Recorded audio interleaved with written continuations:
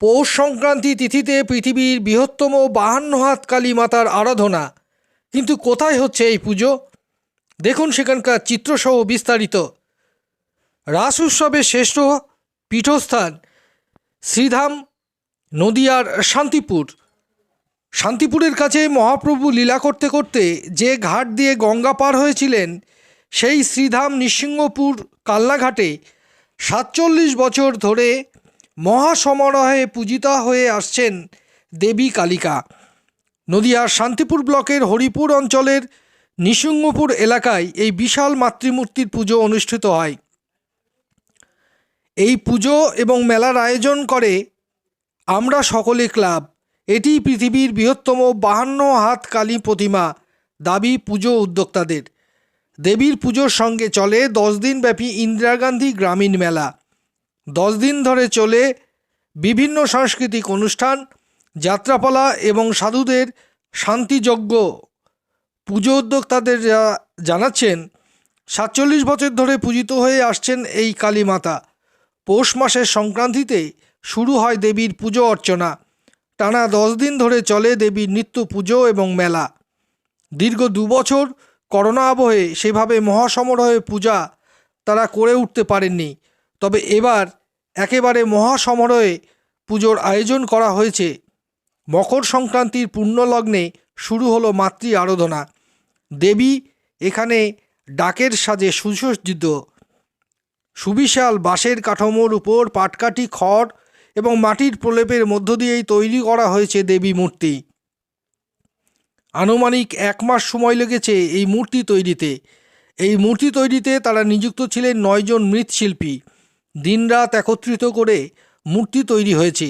ইতিমধ্যে এই সুবিশাল মূর্তি দেখতে দূর দূরান্ত থেকে দর্শনার্থীদের ভিড় জমেছে মন্দির প্রাঙ্গণে। তবে সুবিশাল কালী প্রতিমা নিরঞ্জনের ক্ষেত্রে রয়েছে একটি অন্য নিয়ম। দমকলের সাহায্যে জল দিয়ে ধুইয়ে মাকে নিরঞ্জন করা হয়। আর এই প্রথা চলে আসছে প্রায় 47 বছর ধরে। দেখুন সেখানকার চিত্র এবং কি জানাচ্ছেন উদ্যোক্তারা, শুনুন। ব্যুরো রিপোর্ট, বাংলার প্রতিনিধি। আপনি কত বছর পুজো করছেন এখানে? এখানে 25 বছর। এই ঠাকুরের আয়তন কতটা? 52 হাত। এই নামে কি পরিচিত? এই নামে পরিচিত। এই পুজোর যে সূত্রপাত সে সম্পর্কে কিছু জানেন আপনি? যে কোনো মঙ্গল কামনার্থে এই মাকে প্রতিষ্ঠা করা হয় এবং তারা উপকার পান মায়ের দিকে। অনেক অসুস্থ ব্যক্তিকে মায়ের শরণাপন্ন হয়ে তেনারা ভালো থাকেন, ভালো পান, যার জন্য মাকে প্রতিষ্ঠা করা হয় 42-45 বছর আগে। আর আমি পুজো করছি 25 বছর। পুজো যখন শুরু হয় তখন যারা ছিলেন তারা তো এখন কেউ আর নেই। ছিলেন 15 লোকের মধ্যে 1-2 আছেন, তাছাড়া সবই। কিন্তু যে ধারাবাহিক যে পুজো সেটা কিন্তু এখনো বজায় রয়েছে। এখনো বজিয়ে রয়েছে। এটা কি তন্ত্র মতে না বৈষ্ণব মতে? এটা তো পুজো হচ্ছে বেদ মতে পুজো। ওটা ক্রিয়াটা পুজোটা হচ্ছে বেদ মতের পুজো, তন্ত্র মতে। যে পুরুষটা পুজোর শুভ সূচনা করেছিল তার কিছু নাম জানা আছে আপনাদের? এই পুজোটা প্রথম কৃষ্ণ মণ্ডল, তারপরে রমেশ মণ্ডল, তিনটা পুরনো লোক ছিলেন, রবীন্দ্রনাথ মণ্ডল, সমীর গোস্বামী। আপনার নাম?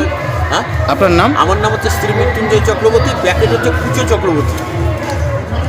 বছর ধরে এই পুজো হচ্ছে। 46 বছর পদার্পণ করে। কিভাবে শুরু হয়েছিল? এটা আজ থেকে 46 বছর আগে যারা সবাই ছিল ক্লাবের সিনিয়ররা তারাই সৃষ্টি করে। এটা প্রথমে হয় হচ্ছে 21 হাত, তারপরে হয় 52 হাত। এখন কি সেই নামে পরিচিত? হ্যাঁ, 52 ভাবে পরিচিত। এখন ওই এইটা হতো আগে ওই সাইডটা, আমাদের মন্দিরের ওই সাইডটা হতো, তখন 52 হাত হয়েছিল। 52 একবার ভেঙে, প্রাকৃতিক বিপর্যয়ের ফলে একবার ভেঙে পড়ে, তারপরে এটা মাতৃমূর্তি ভেঙে পড়ে। তাহলে 52 হাত নামে এখনো পরিচিত? হ্যাঁ, 52 হাত। এখন উচ্চতায় কতটা? এখন উচ্চতায় প্রায় 65 ফুট। প্রত্যেক বছর কোন তিথিতেই পুজো হয়? এটা পৌষ সংক্রান্তিতে শুরু হয়, সংক্রান্তি, মকর সংক্রান্তি যেটা বলা হয়। এখানে তো মেলাও বসছে দেখা যায়। হ্যাঁ, ইন্দিরা গান্ধী গ্রামীণ মেলা। এটা কতদিন মেলা বসে? এই একই। আচ্ছা, প্রতিমা নিরঞ্জনের ক্ষেত্রে কি থাকে? নিরঞ্জনের ক্ষেত্রে বাদ্যযন্ত্র দিয়ে নিরঞ্জন করা হয় মাকে, আর দমকল দিয়ে মাকে বিসর্জন দেওয়া হয়। আচ্ছা, পাশেই তো ভাগীরথী নদী, ওপরে বর্ধমান। হ্যাঁ, এই যে নদী ভাগীরথী নদীর সাথে এই পুজোর একটা পরম্পরাতে যোগ সাজে শুরু হয়েছে, কীভাবে সেই পুজো সূত্রপাত? দিন এখানে পুজোর দিন তো এমনি মকর সংক্রান্তির দিন পুজোটা হয়, যেহেতু গঙ্গা স্নান সেরে সবাই মাকে আরতি দেয়, আরতি দিয়ে পুজোটা শুরু হয়। রাত 12টার সময় 29শে পৌষ আর এবারের থেকে শুরু হয়। কত মানুষের সমাগম হয় এই পুজো দেখার জন্য? পার ডে 60-70 হাজার দূর দূরান্ত থেকে মানুষ আসে। দূর দূরান্ত থেকে মানুষ আসে। আপনার নাম? আমার নাম বিশেষ সরকার, আমি ক্লাব সম্পাদক।